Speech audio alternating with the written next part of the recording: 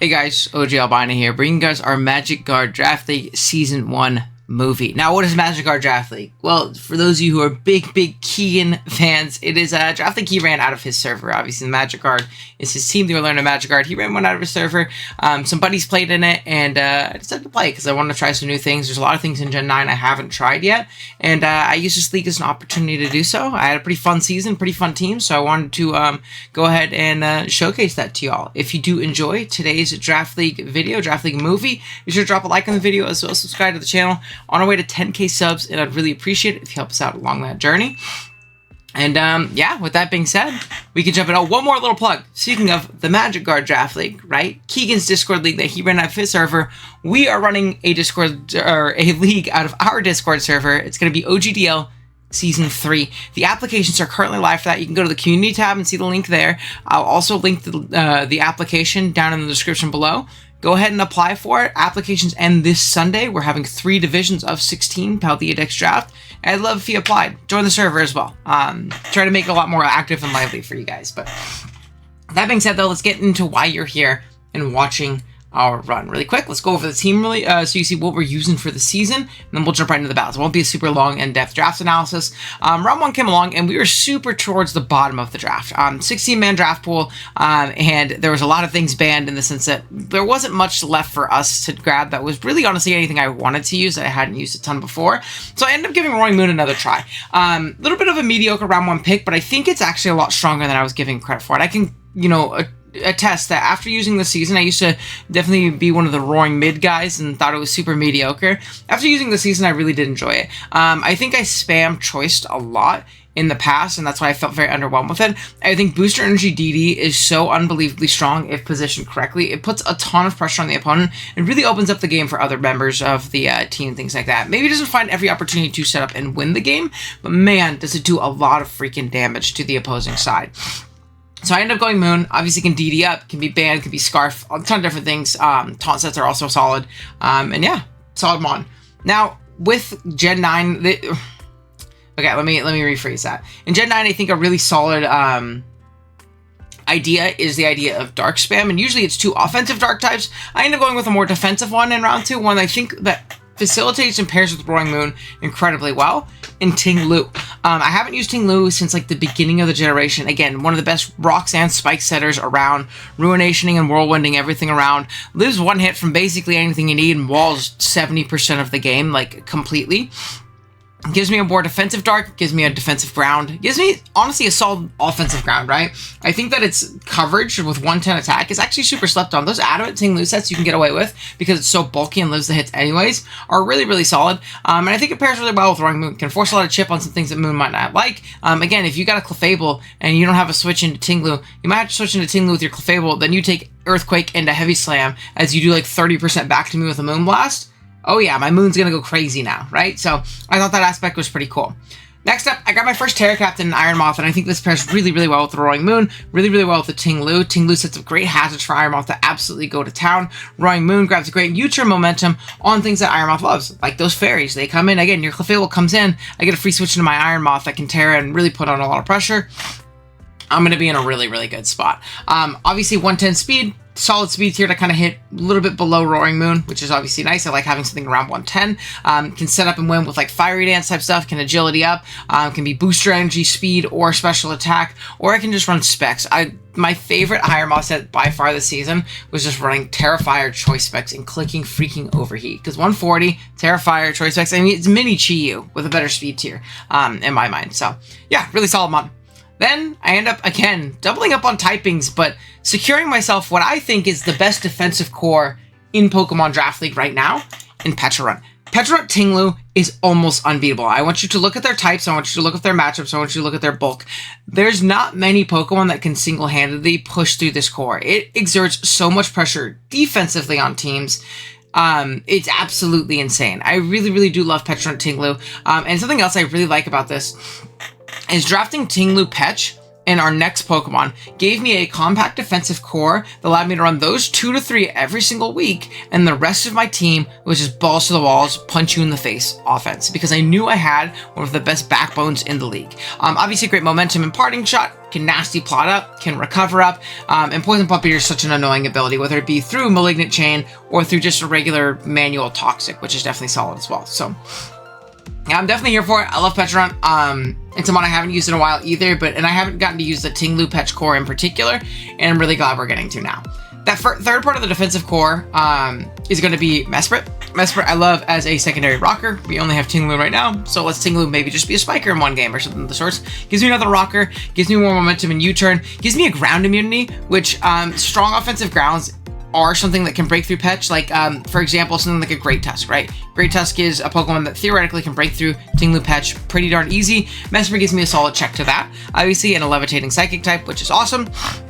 Again, a rocker, and the main thing is Healing Wish, right? Whether it be Tinglu and Petch getting my defensive core back up to full, or using Roaring Moon to break through a team and then getting it back. Same thing with Iron Moth, and same thing with the offense we have later. That Healing Wish aspect is really, really nice. This thing I really, really do appreciate.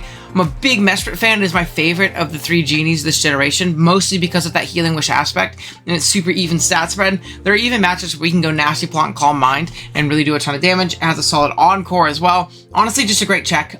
Great catch-all check to a ton of different things, and kind of really rounds out this Tinglu Patron core really, really well. Next up, I got my second Terra Captain in Manaphy. Now, we obviously got something a little bit more mid-tier in our Iron Moths. We still had a ton of Terra points, and Manaphy was really cheap, and I was really excited to use it, so I ended up drafting it right here. I think Manaphy has sort of big fall from grace due to its like base stat total just kind of being power crept out. 100 isn't great, but I think when we can change our typing, the combination of like Take Heart and Tail Glow can actually be really, really powerful. I think setup water types with Terra are always just going to be very good, and with Manaphy's coverage, it's going to be really solid at it. There's also arguments for things like AV and Rocky Helmet and things like that with U-turn and flip turn as like momentum options, which I also do think is really cool.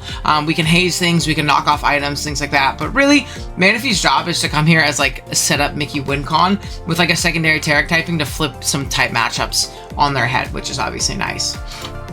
Next up, we have Zapdos. I wanted a good Scarfer. I felt like outside of Moon, I didn't really have one up to this point, and I felt like my team really, really lacked that aspect of it, that solid revenge killer, and Zapdos does that for me. I really like the fighting typing for the team as well. Fighting and flying is going to be solid. Gives me another ground immunity, which my team doesn't have a conventional ground resist, so more immunities is always going to be good.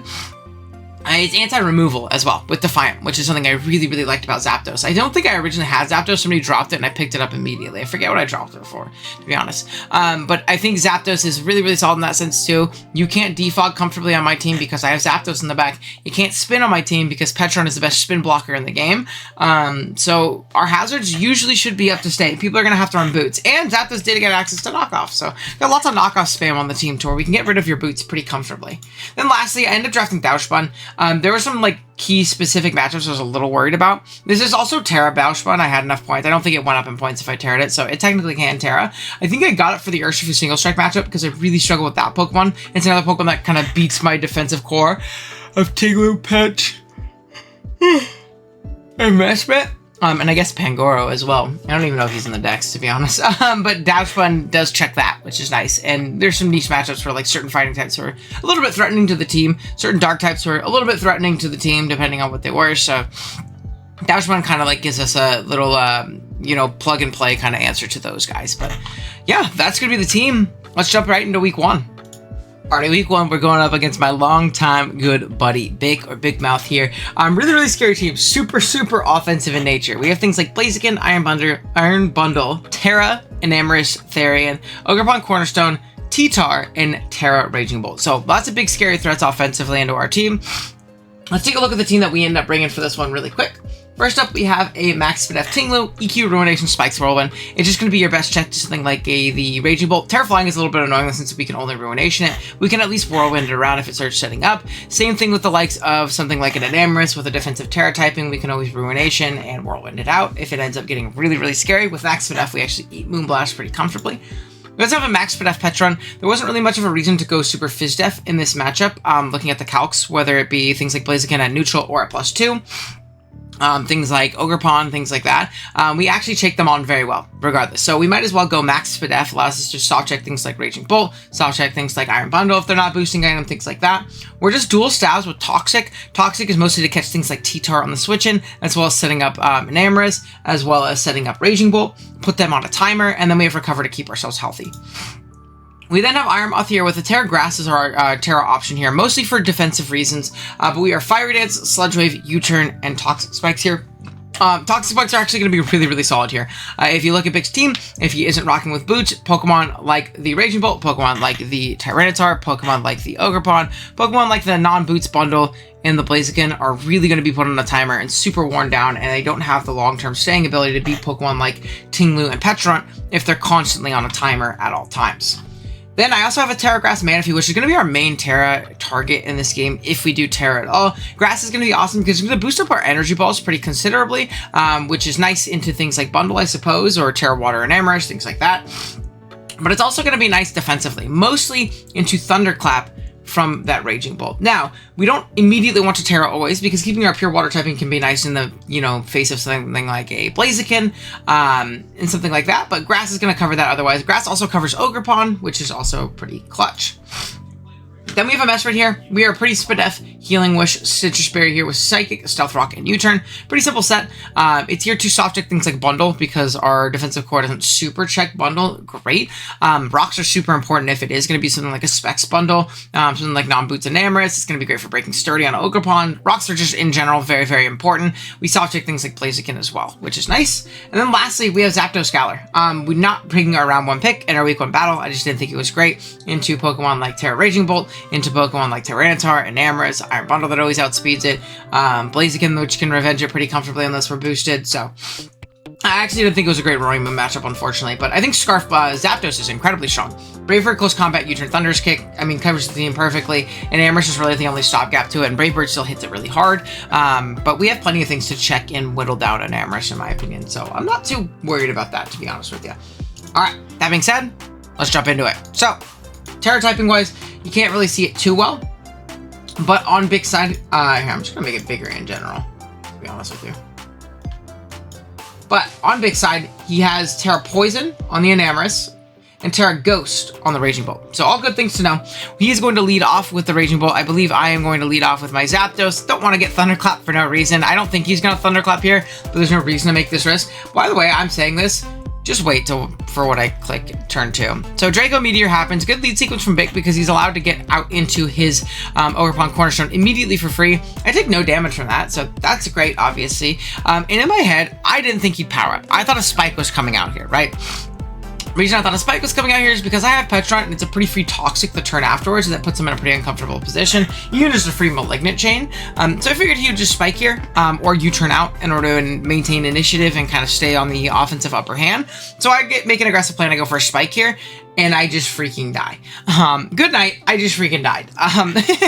Very dumb play by me, by the way. Now, I don't think I'm wrong in my, assessment of thinking keep U-turn and things like that, but it's one of those plays where there's literally no reason for me to make it. Like, literally no reason for me to make it. It was just a soul read. I have plenty of ample switch-ins to things like Ogerpon. That's the whole point of this team, right? Is I have ample switch-ins to everything with my compact defensive core of Tinglu, Petrunt, and Mesprit. So there's no reason for me to sack one of my best mons in this matchup defensively turn 1. I lost my Raging Bolt check, and you're going to see Raging Bolt is going to become a very big issue here soon. So we're going to see a Spiky Shield here from the Ogerpon, scouting to see what we want to go for. They're still going to switch out on this U-turn, which is nice, because we're still able to maintain initiative. Obviously, I wasn't going to close combat there, because close combat, Ivy Cudgel, good night, I'm dead. I'm going to get an Iron Moth. The reason I get an Iron Moth right here is because I really want my T-Spike. Again, poisoning this, and this would be incredible, and potentially the bundle as well, depending on its item. So I'm going to go ahead and T-Spike here as we see a Calm Mind from the Raging Bolt. So it is a Jetpack Calm Mind. I'm going to U-turn out this next upcoming turn and go out into my Petrunt. And this is kind of the beauty. You'll see I do end up dodging the Draco there.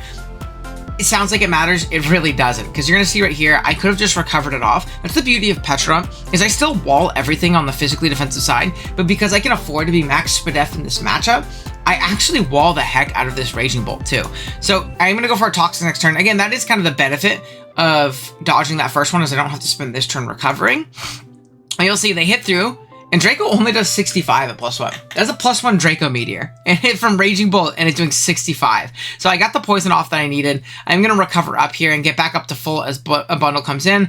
There's no reason for me to get Encored here, so I'm going to make the Mesprit pivot. I do know that this is Boot, so I know my Mesprit eats this thing alive. As a flip turn is going to come out, I believe I do just get up my Stealth Rock. Stealth Rock? Yep. Again, my Stealth Rock is an Amorous is going to come out. And again, we know this is Terra Poison here. And so what I want to do is I want to put my opponent in a position where they have to Terra, right? I want them to Terra 100% because then my Mesprit can come in and soft check it and beat it down. So what I'm going to do is I'm going to U-turn out this turn as they actually end up going for a taunt. And it also shows that they're like max speed an Amorous. Very, very fast. Definitely set up an Amorous as I'm going to go into my Iron Moth here. And again, knowing that this is forces a Terra because my Sludge Wave is imminent here, I am going to just U-turn out again, go out into Mesprit as an Earth Power comes out, which is obviously very nice. Raging Bolt's going to be the switch in here, as I do just off a pretty darn free Psychic, do 30%, and after the poison, that is just going to be a 2-hit KO, which is great. Thunderclap doesn't do that much because we're very SPDF. Down goes the Raging Bolt. Back into this game, despite the terrible start that we had. Out comes the Ogerpon. It's going to get poisoned and take the rocks, which is great. And this is kind of the beauty of getting that T-Spike up with our Iron Moth and having our Petrorunt come in, because now we can just kind of sit here and do nothing and spam recover. We're pretty safe to crits as long as we recover on the right turn. I know Ivy Cudgel is high crit, but again, it's only doing 34 without the crit. So I know after the recovery right here, I can Shadow Ball here and then still get off a recover turn. And Shadow Ball would have covered any kind of pivot out or something like that, like something like an aggressive bundle. This next turn, they are just going to end up sacking off their guy, going for maybe a crit to get a little bit more damage, but after a recover, we end the exchange at 99 and an Ogerpon dead. So the T-Spike was obviously very, very big there. It is going to get absorbed right here by the Enam coming in, as it is a poison type at this point. I make the hard play out into Mesprit. Unfortunately, we're not Encore in this game, and this thing is like max speed. And we get a special attack drop, which means our Psychic does nothing. Only 30%, which is a wee bit unfortunate. Not the end of the world, but again, we still have the offense to push through this thing. It has to Calm Mind again here, otherwise my Manaphy just comes in, sets up a Tail Glow, and can really push through this thing, as it ends up taunting here. Maybe expecting to be some kind of bulky Take Heart variant or something like that. Allowing him to, you know, really just kind of set up on all over me and set up past me after I get a +1. But we're Tail Glow, baby, and I just click Surf right here. You'll see that even if they attacked, it didn't kill me, and even if they Calm Mind again, a +2 one did not kill me. They end up getting the drop there, but it doesn't really matter with how this game ends up playing out. I get off an Energy Ball here, which is obviously great, and then out comes my out comes T-Tar. Now, what I wanted to do here, and the reason I hard switched out, is because I wanted to cover for like Rock Polish / Dragon Dance like weakness policy. If it was super SPDF and it like end up living, I guess if it's Dragon Dance, it's not too much of an issue. Because I do have my Scarf Gyarados, it's just a matter of, you know, keeping my pieces around, I suppose. And my Manaphy can still take a hit from Blaziken, so there's no reason to sack it. And I am going to get Dragon Tailed right here, so it is like probably max for FEV, which is definitely makes sense. I get onto my Petrorunt right here. Again, this is a free Toxic. I'm SPDF if it's Dark Pulse. I'm Petrorunt if it's Knockoff. I just recover off the damage and don't get to a KO by Knockoff afterwards. Super free Toxic. It hits everything coming in, confuses everything coming in, and puts everything on a timer. It ends up getting confused right here, which is obviously very, very nice. As I believe at this point, there's no reason for me to stay in because I got the Toxic off. I don't do damage to this thing. I go back out into my Manaphy, take a little bit of chip from a Dark Pulse, and I believe at this point I do just end up getting off a Surf because I know this isn't going to be like some kind of weakness policy variant anymore, and if it is, it's Toxic anyways. Dragon Tail comes out, chips me down, gets me out in Iron Moth. Not too big of a deal. Again, I'm going to save this because unless it's EQ Blaziken, I do live a hit from that thing as well, which is nice. Knockoff is going to knock out my Manaphy. Double Dark Stab is pretty interesting. And Zapdos is going to come out. Out comes Bundle. This is just a KO from here. We know it's Boots, so there's no big fear. And Blaziken, sacking that thing off and getting the Zapdos in also just positioned me to sweep with CC right here. Because if CC doesn't kill, they have to kill me with the Flare Blitz. So unless they're SD and then Protect, which is definitely not great for me, we're in an okay spot. And even then, we still have Petrorunt at full. And they have to Flare Blitz to like really do anything. To kill me. Maybe EQ, but I don't think +2 EQ kills unless they're Life Orb, which would kill them anyway. So, regardless, we're able to bounce back after a really bad start. I think that kind of speaks to how solid the team actually is. Giving up my Tinglu and Spikes immediately turn 1 into still winning that game was pretty dope. So, yeah, let's jump into week 2. Alrighty, it is time for week 2 against another good buddy of mine, longtime friend of the channel, Mr. Thriller965, the GOAT. He has a really scary team here with the likes of Terra, Entei, and Tornadus, which can be big issues. I really don't switch into flying Tornadus all too well. It's really scary for me. Fairy Tornadus is also very scary. Then we have mons like Sinistra and Donphan for support pieces. Same thing with Weezing, and then the Hammerot Hisui to set up a bunch of hazards on my team, which can always be really scary. So let's take a look at the team that we're bringing this week. It's actually a pretty cool one. First up, we have our choice band, Roaring Moon. Now, obviously, I understand there's a Weezing Galar on the other side. That's a little scary. Totally understand. A little bit spooky. But what it does is it allows for free pivoting and momentum into my best offensive piece, which we'll go into next. Otherwise, I do think that Outrage is really strong. If Weezing goes down, I click Outrage and I get a kill. There's nothing that Thriller can do about it. Knockoff is strong otherwise. Ironhead is in like a niche situation in which I need to 1v1 the Weezing or put damage on it as I'm sacking this off. But really, it's here to U-turn and get into Choice Specs, Terrifier, Iron Moth. This Pokemon OHKOs the entirety of Thriller's team, and there is nothing that he can do about it.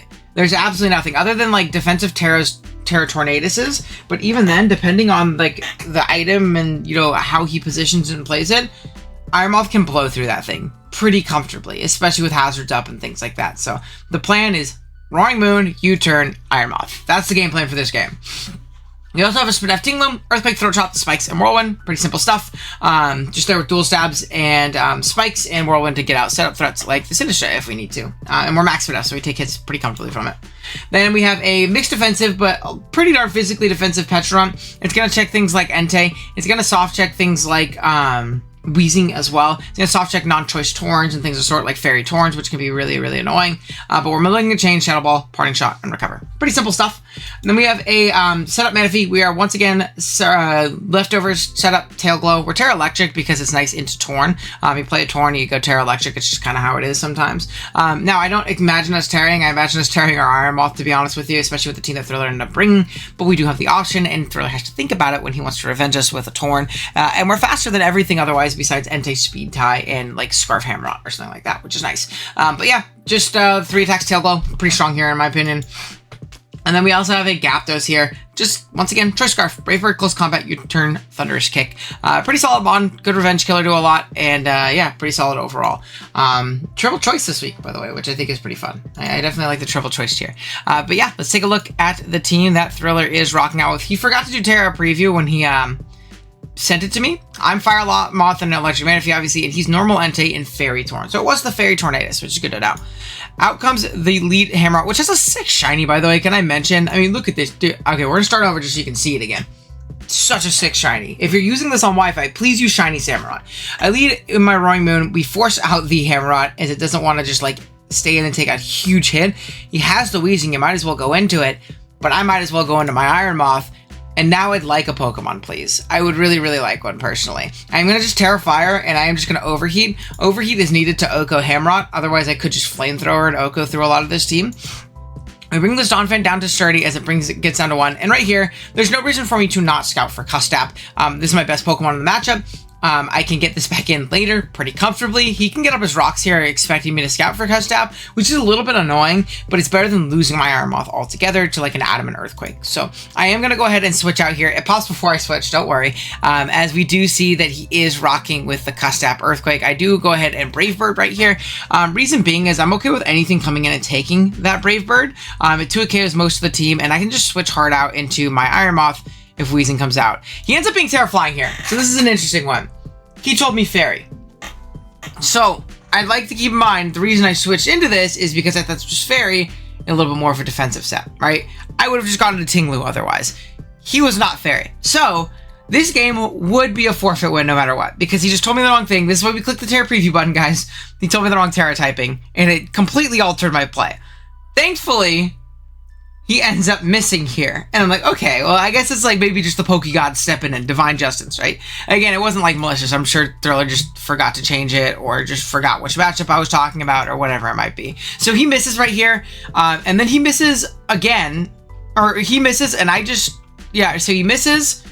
I'm like, whoa, that's not cool. And then he misses again. We talked about it afterwards. And then I just killed him with a flamethrower. So it ends up not mattering, literally at all. So we just play it out from here. But I'd like to mention that is what happened, because you see a lot of talking in the chat, right? And again, it wasn't me being like, how dare you, Thriller. It was more so me being like, yo, we could play it out, but I'm taking the win. You know what I mean? So we end up knocking it out. Entei comes out here next. We know this thing can't Terra anymore, which is nice. He ends up being Fire Spin. So there's definitely a set very specifically tailored to check the Petrump. We see Fire Spin plus Protect. I try Malignant Chain. Look at that animation. I didn't know it had that. It didn't have that when I clicked it the first time when I was playing this. Sacred Fire comes out, 27%. We get a nice little Malignant Chain off. Get a Poison, which is great. Get a Confusion off on this thing. We're just trying to put as much damage on as possible. Also, keep in mind, I don't think I need Petrump for literally anything. So if he successfully traps me, it's a cool set. But I don't need it for Hammerot. It beats me. This can beat me. And I don't need it for this. I mean, it walls this, but I think I have plenty for Wheezing Galar. So I'm not super worried about it. We're going to go ahead and get chipped. He ends up getting confused, though. Shouts to Malignant Chain. Shouts to Toxic Puppeteer. Or Poison Puppeteer. And we're going to go ahead and just be able to recover up. And we can kind of just spam recover until he misses, hits himself, whatever it might be. We're not in a bad spot. You'll see, this is just like Petra in general. Could you imagine, you know, they talk about like, yo, if LeBron played in the 90s. Could you imagine if Petra played, crit 44, by the way. My parting shot here, just to get out into my Zapdos, to kind of position myself better offensively, into the likes of Samurott, into the likes of Sinistra. I believe I do just U-turn, yeah. But could you imagine, I had to finish this thought, because it's going to be stuck in my head. We talk about LeBron in the 90s. Imagine if Braun played in the 90s. You would have smashed. By the way, that is objectively true. If you tell me otherwise, you're getting banned in my comment section. But could you imagine if Petrump played in the days of 16 recover PP? No, fuck that. You imagine if Petrump was a Pokemon in Gen 3 OU and him and Starmie were clicking recover 32 times? It'd be the most unbeatable Pokemon ever if he had 16 recovers. Petrump would be broken if he had 16. Just throw him back one gen, he's the GOAT. I'm just saying. You throw him back one gen, he's the GOAT. It's like when they say like DeMar DeRozan would have been a top 3 player in the 90s. That's Petrump in Gen 8. Alright, off my tangent. We're going to get out into our Iron Moth again. We're just going to go ahead and click Flamethrower here. Oko the Sinistra. Out comes Samurott Hisui. I am going to save this thing because there's no reason not to. Liquidation can come out. Worse Scarf. So it's fine either way. I end up clicking Brave Bird here to sauce and stunt and kill this thing, as well as the Wheezing coming in, but we don't end up forcing in the Weezing. We get another Iron Moth kill, though. We're going to win 5-0. So, pretty comfortable win. Better than getting the forfeit, which would have been 3-0. And again, I know Thriller did that on accident. He's a good dude. I love Thriller. He's a great guy. So, funny little mistake, but it ended up not mattering because her Torn needed classes. And I thought Flying was coming to this game, by the way. I don't have defensive counterplay to Flying, so. But yeah, that's going to be week 2. Let's jump on to week 3. Alright, here we go. Week 3 of Keegan League versus Keegan himself. He's got some demons on his squad. He finally got a high draft pick. By the way, if he ever complains, and you hear him whining on his channel about him never getting high picks in Draft League, he got like first or second in this one and got to use Valiant. So don't listen to him. He's a little whiny baby. But he has Iron Valiant, Dragonite, Goldango, Terra Mew, Overquill, and Lycanroc Dusk. Lots of scary things. Really, really offensive team that we have to deal with here. Let's see what we end up bringing. Looks like we have a Booster Energy Roaring Moon here. This is going to be our main lead. This is going to be Booster Attack on purpose. We're going to knock off Earthquake, Acrobatics, Dragon Dance. Immediate attack boost puts on a lot of pressure on this team, and we can DD for free on a lot. Things like Overquill lead, I feel pretty comfortable DDing on. We force a lot of switches as well in things like Goldango and lead non-Booster Energy Valiant. It just gets blown up by Booster Attack Acro, so they got to be very, very careful about that. And even things like Lycanroc, which will just blow up with an EQ. So I like that aspect a lot. And the Dragon Dance is really only there if we see Overquill switching in on us with its Intimidate. Booster Attack is going to be really, really strong as we start getting boosted up and things like that. Then we have a Colbur Berry Petron, mixed defenses, mostly Spadef. This is going to be our main Valiant check. Colbur covers like +2 knockoffs, things like that. We take Shadow Balls pretty comfortably as well. We are Nightshade, Malignant Chain, Recover, and Parting Shot. Pretty simple stuff. Nothing too crazy. Nightshade is going to be for things like the Overquill, because it's actually a great Petron check. And then we have Tinglu here. We're going to be Max Spadef once again. Earthquake, Ruination, Whirlwind, and Spikes. Pretty simple stuff. It's going to be our main check. Things like Goldango, things like Setup Mew from the special side. Also soft checks the likes of the Lycanroc. And we can Whirlwind out other things that want to set up on us. Like things like Valiant, once he finds out we're not Heavy Slam. Things like Dragonite, if he wants to DD on us, it's not going to work. Things like Physical Setup Mew or Special Setup Mew, we can always Whirlwind them out, which is nice. And we have a Choice Scarf Iron Moth. We are Sludge Wave, Fire Dance, Dazzling Gleam, and U-Turn. Terra Fairy in this battle. I think Fairy is very spammable into Keegan's team. His only resist that he ended up bringing was going to be Goldango, which obviously gets blown up by our Fiery Dance. Otherwise, the Dazzling Gleam endgame is actually very, very solid. We have a Citrus Berry, pretty mixed defensive Mesprit. This is going to be our main Dragonite check. We're Ice Beam, Thunder Wave, Stealth Rock, and U-Turn. Pretty simple stuff. Very, very defensive, very slow. But we're here to get up rocks and check the D9. That simple. And lastly, Citrus Berry, Tail Glow, Manaphy. We are Surf, Ice Beam, Tail Glow, and Hydro Pump. Hydro Pump gives us some really nice Okos at +3 on like offensive Mews and things of the sort. So if you need some big damage, that's great. And otherwise, Surf plus Ice Beam hits this team perfectly. There's no other coverage boost that we need. So having that Hydro Pump option if we need it is nice, but it is not like a requirement, if that makes any sense. Alrighty, that being said, let's jump into it. So Keegan's Terra typings of choice is going to be Terra Dark on the Mew, so that really actually does vindicate our Moth choice. I really do think that we're probably going to end up going with Moth as our Terra Captain of choice in a Dazzling Gleam endgame. So that's going to be what we kind of play towards. We're going to lead with our Roaring Moon into the Valiant.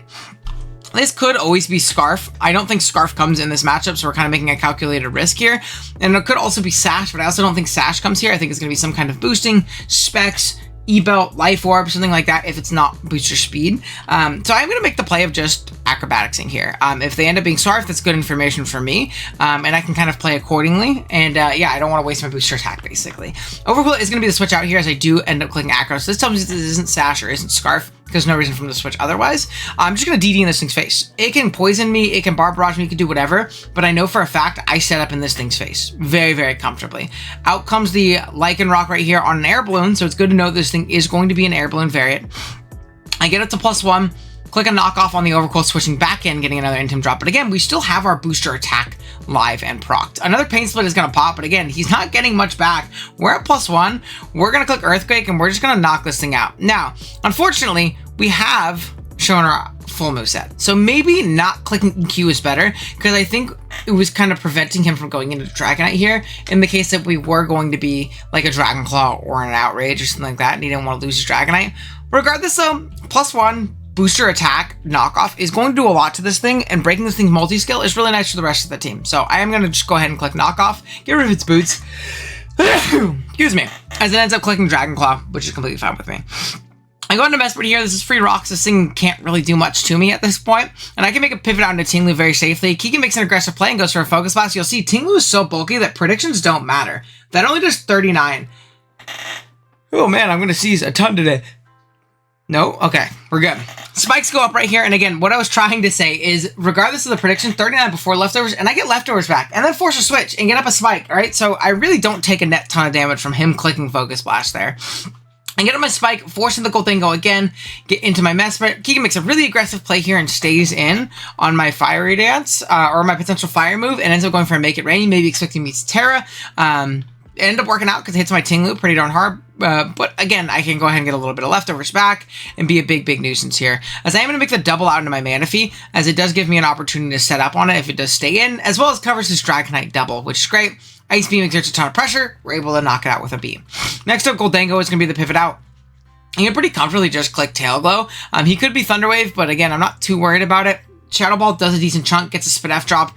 I'm going to knock him out right here, as Iron Valiant is going to be the pivot of choice next. I don't really want to take a bunch of chip on my Petron in case he's like Spec Shadow Ball, so I am just going to sack this off and kind of see what he's going for. He ends up clicking Moonblast and then Shadow Ball the next turn, so I'm not too KO'd by it, but he does put a ton of damage on me, which is a little bit annoying. Not the end of the world, but definitely a little bit annoying. Mew is going to be the pivot of choice. It is going to be Terra Dark here. I believe we do just Parting Shot out to keep this thing at neutral, at bay. If it wants to set up, it can set up. But I can get out my Tinglu if it's a special setup variant, which it looks like it is. It's going to be Calm Mind. Includes Draining Kiss, and at neutral, just 11%, you know, so he gets a little bit of health back, but we can just whirlwind him out pretty comfortably. Out comes the Lycanroc. It is going to take rocks. Definitely a really scary Mon right here, as he ends up going for a Swords Dance on my Petron switch in. Hindsight, I probably should just Ruination there, right? Like, there's no reason for me to hard switch out, being that my Petron is in range of a +2 hit pretty comfortably. This is a losing play. And this looks really, really scary at this point, as Crunch is going to pop. We are going to eat our Colbur as a Malignant Chain. Again, baiting for a poison. If I get a poison, he's in a bad spot. Unfortunately, do not get it here, as he is going to go ahead and Swords Dance up again. I do Parting Shot this time to try and keep him at bay. Maybe my Mesprit can live a +3 Crunch. Oh my gosh, it cannot. I thought it could. I was Fizz Def. I really thought it could. I'm not going to lie to you. Tinglu comes out. Close combat needs to be baited here, because I need this thing to be guaranteed in range of a Choice Scarf Dazzling Gleam. So I am going to bait the CC. Down we go. And now I need to go into Moth. I do guaranteed live. I know this looks scary. I do guaranteed live. Once I Terra Fairy, I guaranteed live in a Cell Rock. Guaranteed. I need to not get crit. And now, no matter what his bulk was, because I didn't really know what his bulk was super well, I will kill with a Terra Fairy Dazzling Gleam, and that will clean up the game. So, we just need to not get crit. We are going to Terra. Cell Rock gets like dang near max roll. We don't die there. Terra Fairy Dazzling Gleam is going to pick it off. Mew has to come in and take a bunch of hazards, and with the Terra Fairy boost, it is going to be enough to knock it out because it was probably a little bit more of an offensive Mew. So we're just barely able to take home a dub here against Keegan. I know that looked really scary. I think me letting the Lycanroc set up for free was very silly, but not the end of the world because we kept it at +3. It couldn't get to +4. That was the main thing. Could not get to +4. That was the main thing. And we were able to live the Cell Rock and pick it off with a KO and move to 3-0 in the season, even though it was a little scary. So yeah, let's jump on to the next one.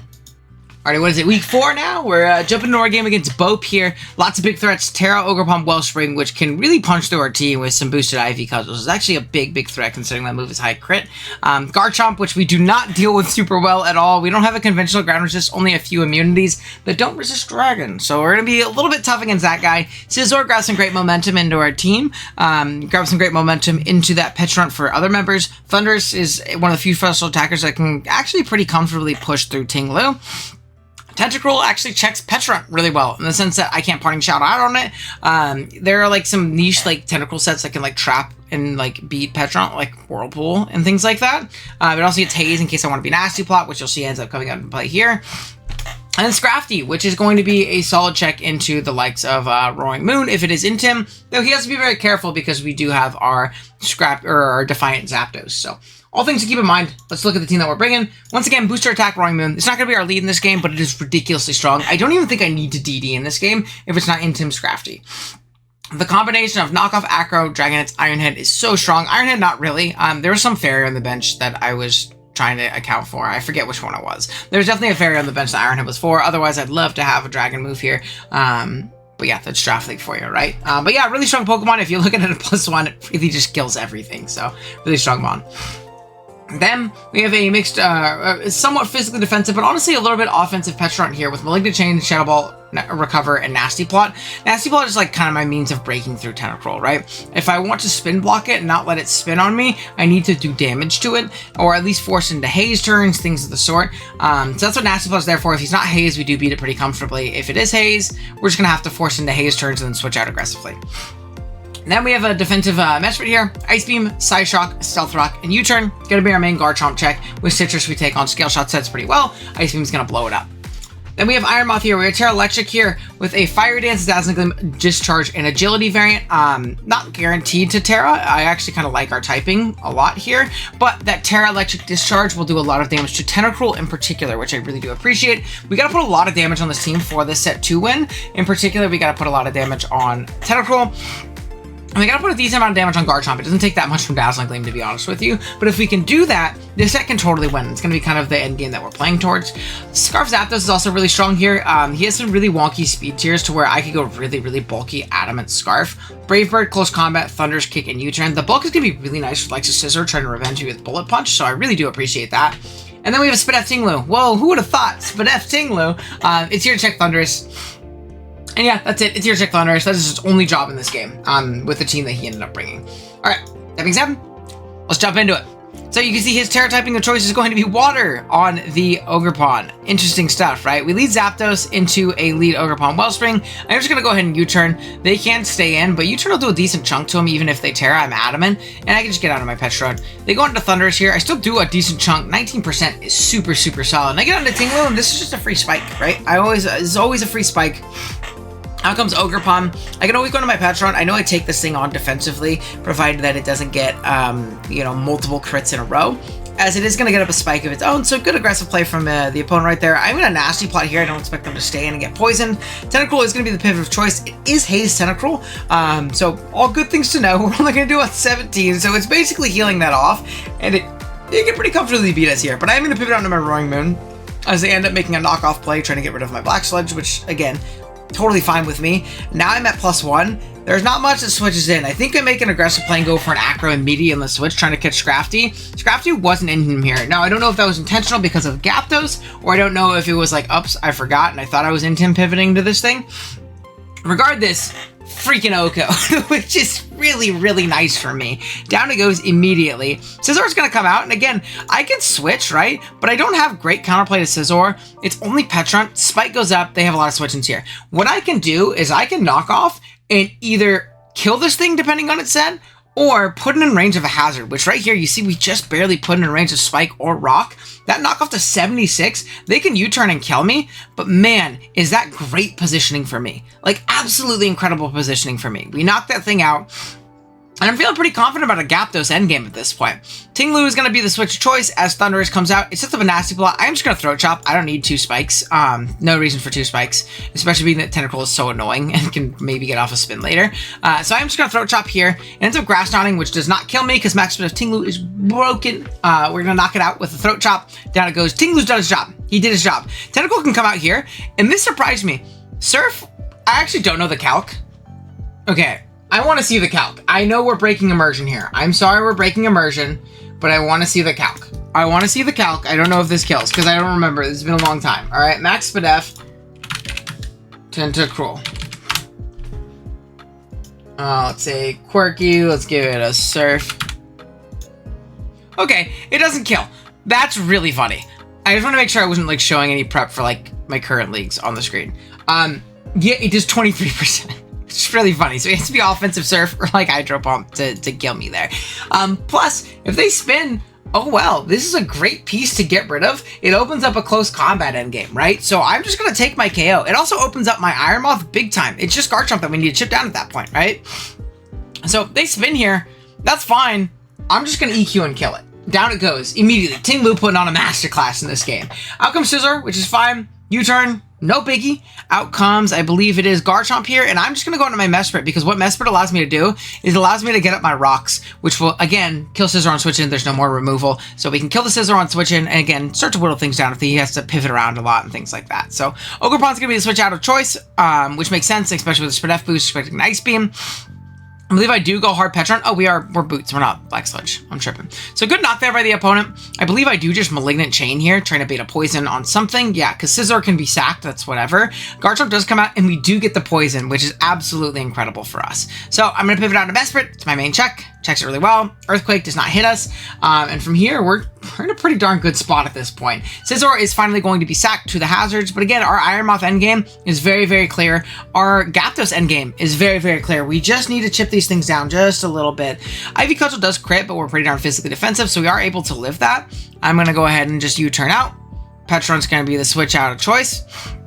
Ivy Cudgel clicked, doesn't crit me, which is nice, and I just Malignant Chain. I'm okay with sacking a little bit of diff here. I'm just trying to set up that Gyarados endgame, because it does just win at this point. Like, the game is just over. Ivy Cudgel does pop, kills us right there, but we can go on to Gyarados, and we can just click Brave Bird. Nothing really stopping us. We're super bulky, so the reason I click Brave Bird is to not drop my defenses in case it's Scarf Garchomp, which I don't think it hasn't shown if it is or not yet, but it ends up being Rocky Helmet. That's totally fine. Just gonna Brave Bird again.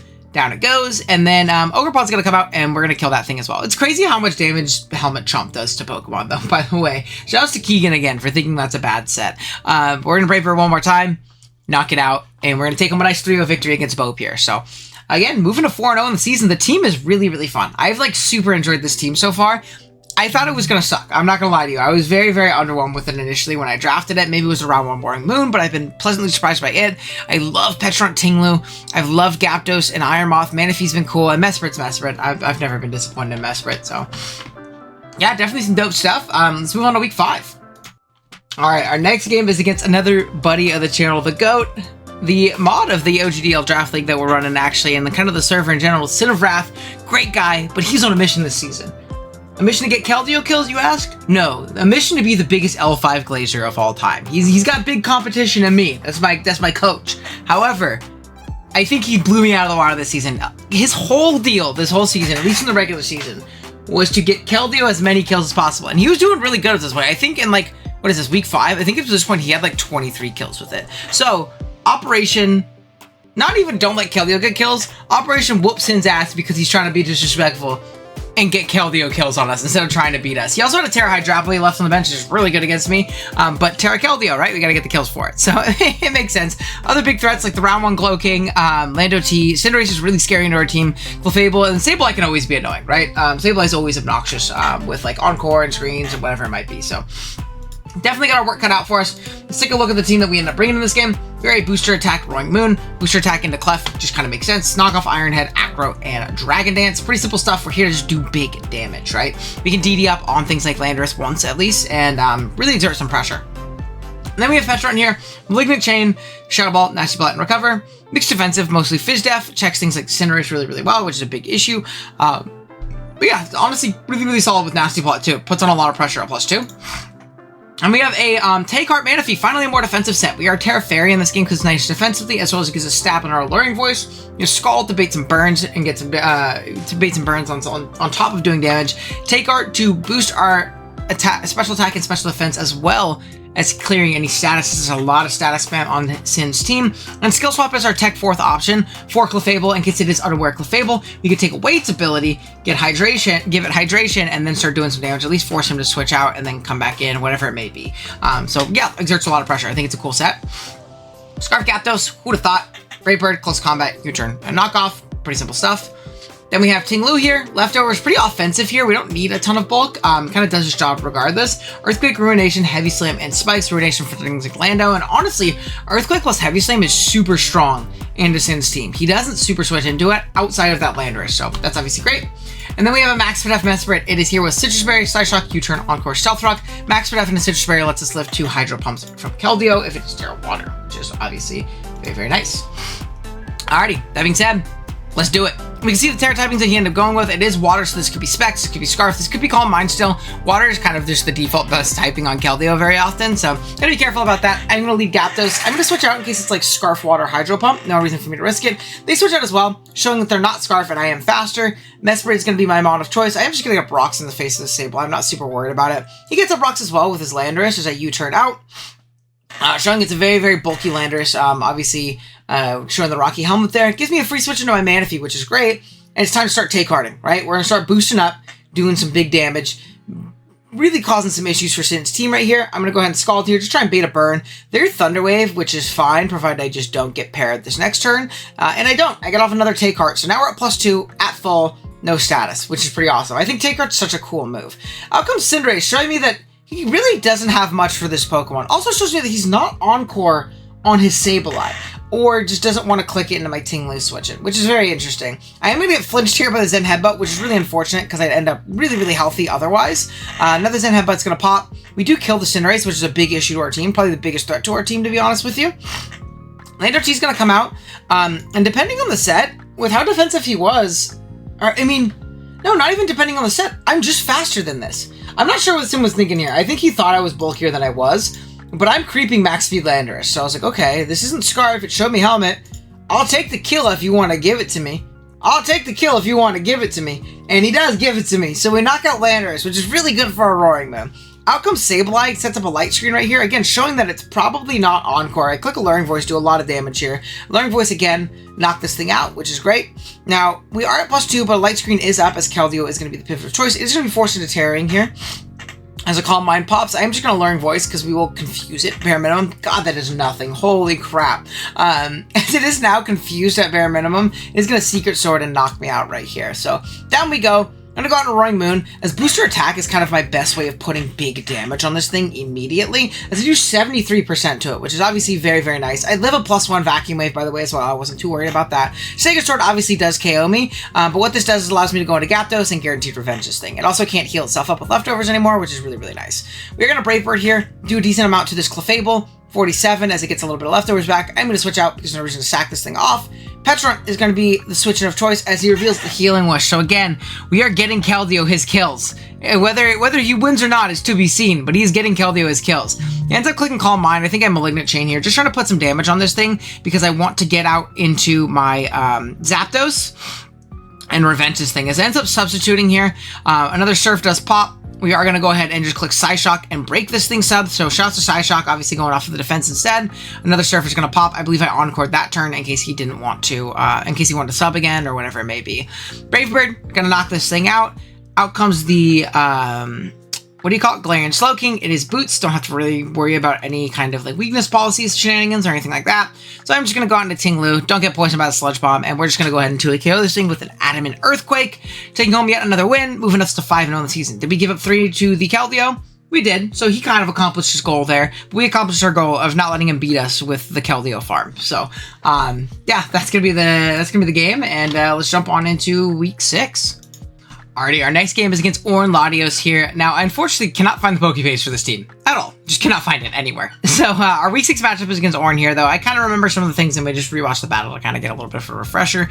So, it should be okay. But we have a Terra Kingambit, which is obviously a big threat. Pheasantipity, who sucks, but you know, we gotta respect him. We gotta respect him. It's double dark, we gotta respect him. But double poison, so we don't really got it. And then we have Metagross Suicune, which is honestly really annoying for this team to deal with. So Rude, and then a non-Terra's Rude, by the way, and then a Talonflame. So lots of scary things, in particular the Kingambit. In this game, I believe, we're booster attack on a Roaring Moon, just Dragon Dance 3. Pretty bulky, physically defensive Tinglu as our main Kingambit answer. We are a Spadef Mesprit, I believe, as well in this matchup. We are a Double Dance, Calm Mind, Acid, or Take Heart, Acid Armor, Manaphy, Terra Fairy in this matchup. I forget what our Terra typing is on our Iron Moth because we never clicked it. I guess we'll see here on the side. And then we have a Scarf Gyarados. So let's take a look. What were we on? Anything? Oh, we were Terra Dark. Interesting. Probably for Sucker Punch, to be honest with you.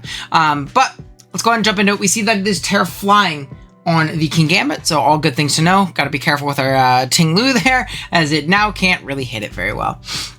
I'm going to leave my Mesprit as a lead Metagross. We're just going to end up trading rocks here, showing that they're actually a really slow Metagross because we're faster. And we can go ahead and Encore this thing in right here and just click a nice U-turn. Pheasantipity ends up coming hard out, which is pretty interesting. I figured it would be something like Kingambit, but hey, we'll take it. I'm able to get into Iron Moth, and we ended up getting up a T-Spike. Their only grounded poison was this Fez, and my Iron Moth bullies the Fez, right? So I can always set up a T-Spike on it and try and pressure him into a position where something like the Zarude and the Suicune are taking T-Spikes when they come in. And Suicune taking a T-Spike is kind of one of my big keys to victory. It makes this game so much easier to deal with.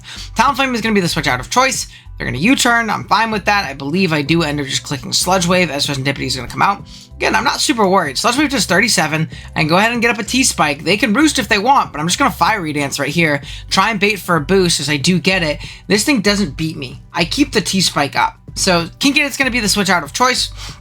I know that this is going to be a Terra being forced here, as I am going to go out into my Rocky Helmet Tinglu, as it is going to deal with this thing pretty well. Terra Blast only does 21, so really not that much damage. If this isn't Boots Kingambit 2, now it has to take rocks every time it comes in, which is great.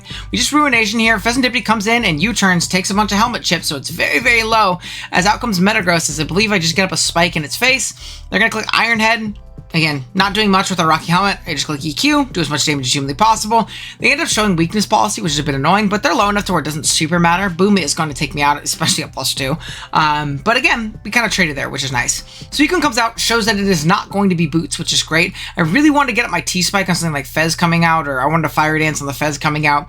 Because if I get up my T-Spike again, and the Suicune has to come in, we're in a good spot. But not the end of the world. I go into my Mesprit, which I believe is an Encore variant, so we could stop that thing from Calm Minding up forever.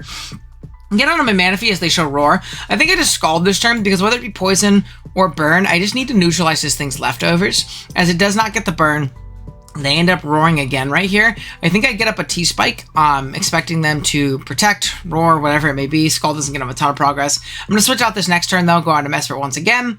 Roar pops, Manaphy comes out. So again, annoying, but not the end of the world. We are just going to, again, go ahead and bait for that Skull Burn. This thing is being a really, really big nuisance as it does end up subbing.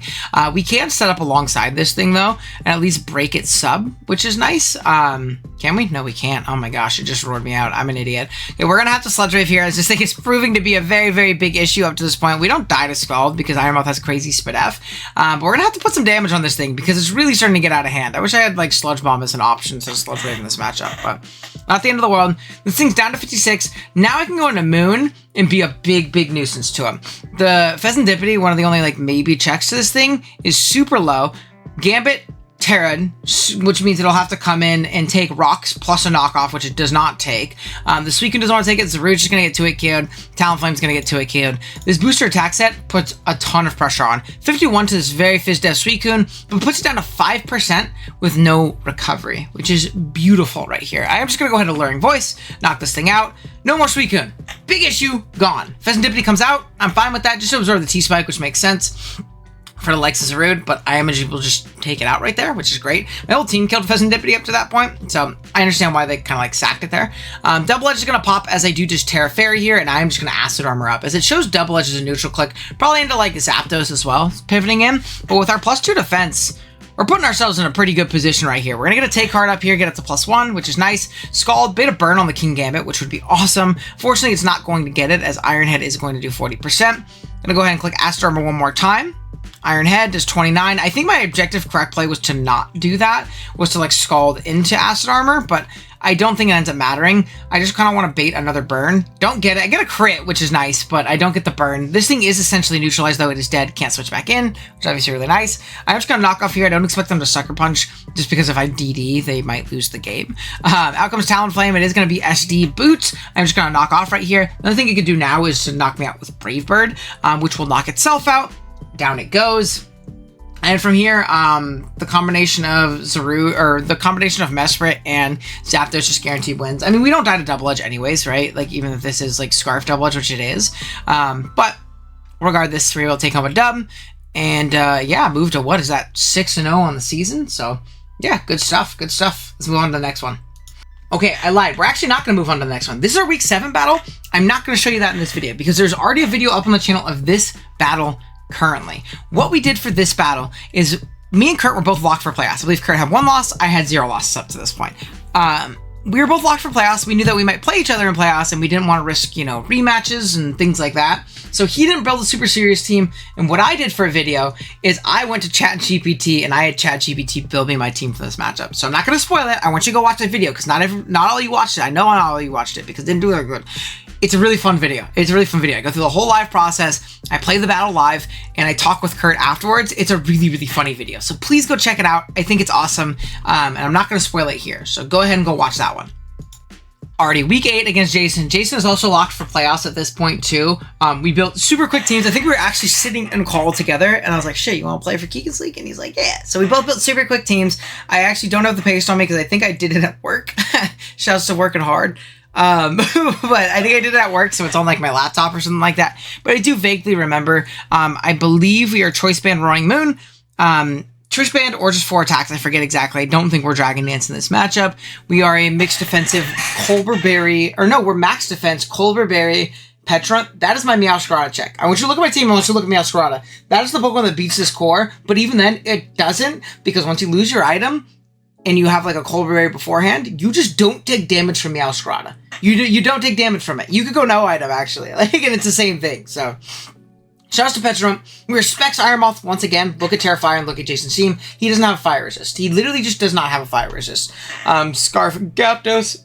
We are a defensive Tinglu, spiking Tinglu, and then an encoring, rocking Mesprit. So, team's really, really built around that Ironmoth kind of coming in and going crazy. We see that Jason's Terra captain of choice. He has 2 of them. It's going to be Terra Steel on the Annihilate. It's going to be Terra Ground on the Superior. So, all good things to know. Lead Grimmsnarl is going to come out. Bulk Up pops. That's really scary. I figured there's going to be some kind of screens variant, something like that. I get up my rocks. I U-turn out immediately. As Petron is going to be my switching of choice. As a player, if this miss, obviously it wasn't going to be doing that much. Sucker Punch. Oh, I'm not even... Oh my gosh, I'm Rocky Helmet. I'm not even Colbur, and I still check the Meow. So, down that goes, obviously. Clawitzer comes out, and I figured it would be Meow right here, because, like, Banded Meow can kill me from here. But regardless, I'm just going to click Recover.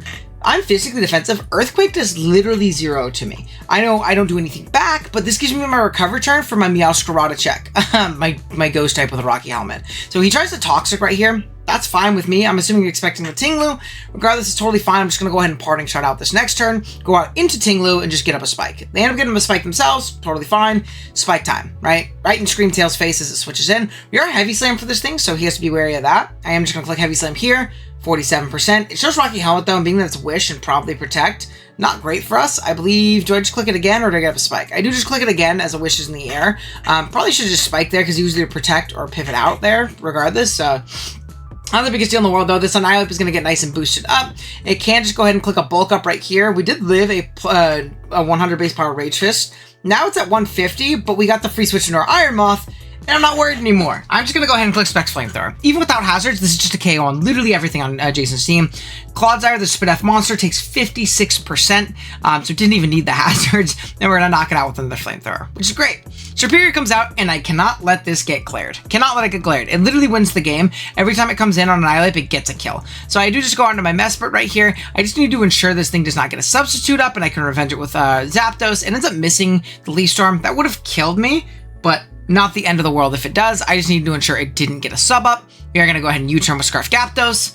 Out comes Roaring Moon here. Roaring Moon does force in something like Meowscarada to click Play Rough. He can click Knock Off and be aggressive if he wants, but I'm not too worried about that. I go out into my Petron here as he does click the aggressive Knock Off and does 40%, which is not a lot of damage, guys. It's just really not a lot of damage. 40% on a knockoff from non-banded is really, really gross. Just going to go ahead and click Recover again. This turn is just going to be a Mesprit sack. I can always U-turn if he wants to be, wants to get a little cheeky or anything like that. Just sack off the Mesprit and I get another KO with Iron Moth. It's a pretty free sequence right here. Flamethrower pops, hits a Screamtail. Good night, Screamtail. Meowscarada can come out. But again, I have answers and counterplay to this Pokemon now. Knockoff does like literally 0. He has to he can knock off if he wants, but again, 30%, we're fine. We are doing okay. I believe I do just click Recover this turn, and then I think, do I Malignant Chain this next one, or do I Shadow Ball, or do I just Recover again? I just Recover again. I'm kind of at the point where I'm not super worried. I go hard Roaring Moon because, Drain Punch will kill me, but it's not the end of the world, right? Because I can just go into my Iron Moth, get a kill again, and if it Rage Fist, I actually do live the hit, and I believe I am Choice Band Earthquake, so I do just click Earthquake. Down goes the Annihilate, which is Terra. Out comes Meowscarada, and saving diff to get a better playoff speed, I go out into my Petron, my Meowscarada check, as it clicks Knockoff. Isn't going to do all that much, only 29%, and another Knockoff pops, and we're able to just Nightshade and pick it off there, and pick up a dub there against Jason, so big wins, we'll take it, right? Again, it was a super quick build, is again another potential playoff opponent, so we didn't really show a ton of cards altogether, and yeah, definitely a fun one. But yeah, it's going to be the end of regular season already. Wow. I feel like I've actually been on commentating really fast. So let's go ahead and jump into round 1 of playoffs. Round 1 of playoffs, we have a rematch against Sin of Wrath, wanting to get his revenge, and this time he brought the Hydrapple, which makes a lot of sense. I think he's abandoned the L5 Glazing World Tour of trying to get Keldeo kills like L5 did in BBR, and now he's like, nah, fuck it, we're locking in, we're getting the wins. Which I respect. Playing in round 1 of playoffs here. Same team as last time, except I believe this time he sat the Sableye, which makes sense. I think Sableye was actually a liability in a Double Dark last time. And this time he ends up bringing the Hydrapple, which big issue. Let's take a look at the team we're ending up bringing. I'm actually not going to go over it super in depth. Won't lie to you, it's the same team, except we took off Manaphy and put on an Iron Moth. I realized the team that he brought last time was very weak to Specs Iron Moth, and I wanted to bring it again, and I wanted to click the Fire move. That simple. I want to bring it again, I want to click the Fire move. And if you look at his team, really doesn't switch into it all too well. Otherwise, same exact team. Citrus, Adamant, offensive-ish Tinglu, Scarf Zapdos, Petrarut, and same Roaring Moon. All that good stuff.